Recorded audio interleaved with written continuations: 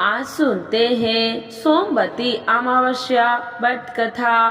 तो एक बार बोलिए प्रेम से शिव जी की जय, माता पार्वती की जय, गौरी पुत्र गणेश भगवान की जय। सोमवती अमावस्या व्रत कथा के अनुसार एक गरीब ब्राह्मण परिवार था। उस परिवार में पति पत्नी एवं उसकी एक पुत्री भी थी। उनकी पुत्री समय के गुजरते के साथ साथ धीरे धीरे बड़ी होने लगी। उस पुत्री में बढ़ती उम्र के साथ सभी स्त्रियां गुणों का विकास हो रहा था। वह कन्या अति सुंदर एवं गुणवान थी, परंतु गरीब होने के कारण उसका विवाह नहीं हो पा रहा था। एक दिन उस ब्राह्मण के घर एक साधु महाराज पधारे। साधु उस कन्या के सेवा भाव से अत्यधिक प्रसन्न हुए। कन्या को लंबी आयु का आशीर्वाद देते हुए साधु ने कहा कि इस कन्या के हाथ में विवाह योग्य रेखा नहीं है।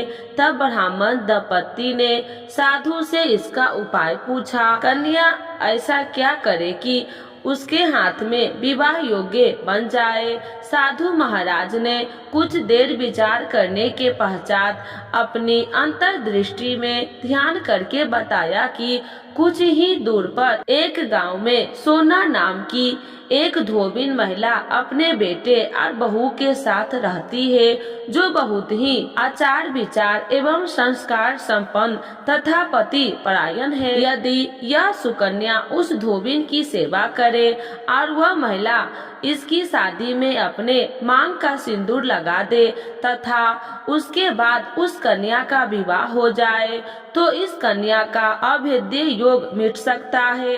साधु ने यह भी बताया कि महिला कहीं बाहर आती जाती नहीं है। यह बात सुनकर ब्राह्मणी ने अपनी बेटी से धोबिन की सेवा करने का प्रस्ताव रखा। अगले दिन से ही कन्या प्रातः काल ही उठकर सोना धोबिन के घर जाकर साफ सफाई एवं अन्य सारे कार्य करके अपने घर वापस आने लगी। एक दिन सोना धोबिन अपनी बहू से पूछती है कि तुम तो सुबह ही उठकर सारे काम कर लेती हो और पता भी नहीं चलता। बहू ने कहा कि माँ जी, मैंने तो सोचा कि आप ही सुबह उठकर सारे काम खुद ही खत्म कर लेती है। मैं तो देर से उठती हूँ। यह सब जानकर दोनों सास बहू घर की निगरानी करने लगी। कौन है जो सुबह ही घर का सारा काम करके चला जाता है। कई दिनों के बाद धोबी ने देखा कि एक कन्या मुंह ढके अंधेरे में घर में आती है और सारे काम करने के बाद चली जाती है। जब वह जाने लगी तो सोना धोबिन उसके पैरों पर गिर पड़ी। पूछने लगे कि आप कौन हो और इस तरह छुपकर मेरे घर की चाकरी क्यों करती हो। तब कन्या ने साधु द्वारा कही गई सारी बात बताई। सोना धोबिन पति परायण थी, अतः उसमें तेज था। वह तैयार हो गई। सोना धोबिन ने पति थोड़ा अस्वस्थ थे।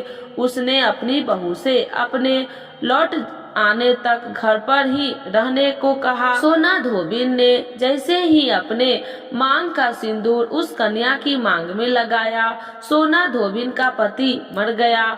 उसे इस बात का पता चल गया। वह घर से निराजल ही चली थी। वह सोचकर कि रास्ते में कहीं पीपल का पेड़ मिलेगा तो उसे भवरी देकर और उसकी परिक्रमा करके ही जल ग्रहण करेगी।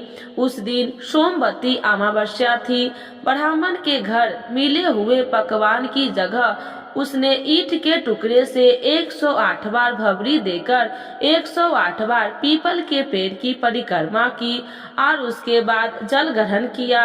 ऐसा करते ही उसके पति के मृत शरीर में वापस जान आ गई।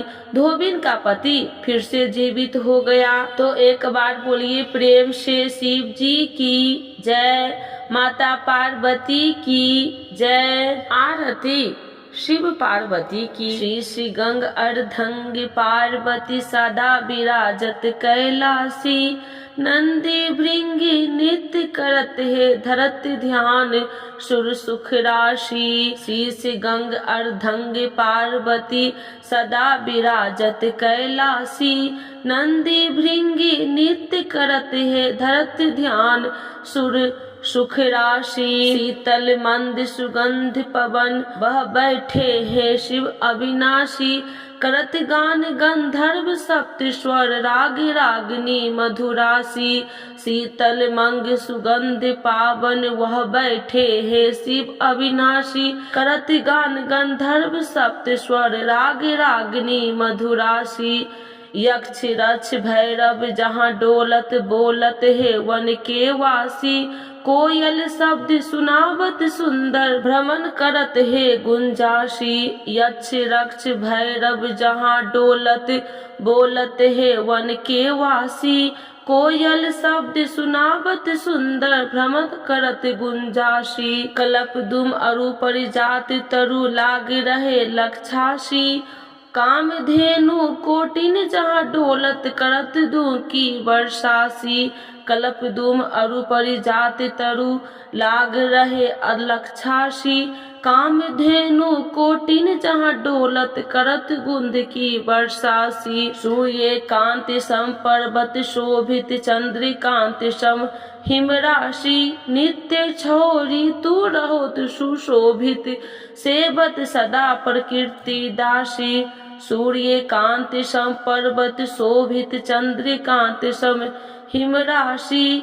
नित्य छोरी तू रहत सुशोभित सेवत सदा प्रकृति दासी। ऋषि मुनि देव दनुज नित्य सेवत गान करत स्तुति गुण राक्षी। ब्रह्मा विष्णु निहारत निस दिन कछु शिव हमको फरमाशी।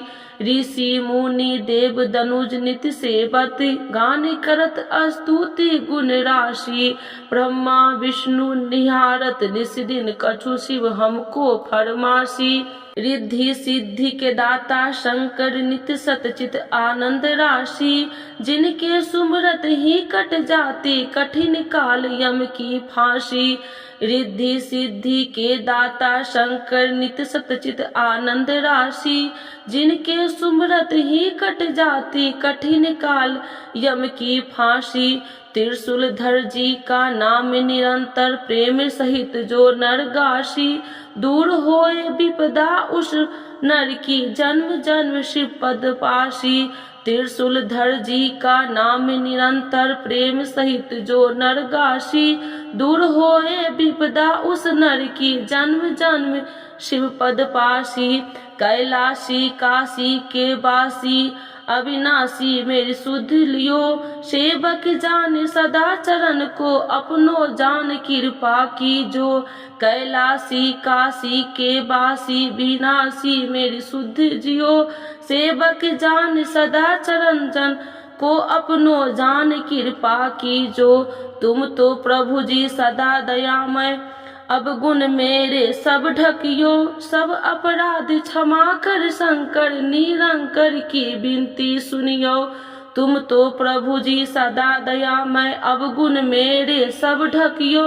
सब अपराध क्षमा कर शंकर निरंकर की विनती सुनियो। शीश गंग अर्धंग पार्वती सदा विराजत कैलासी।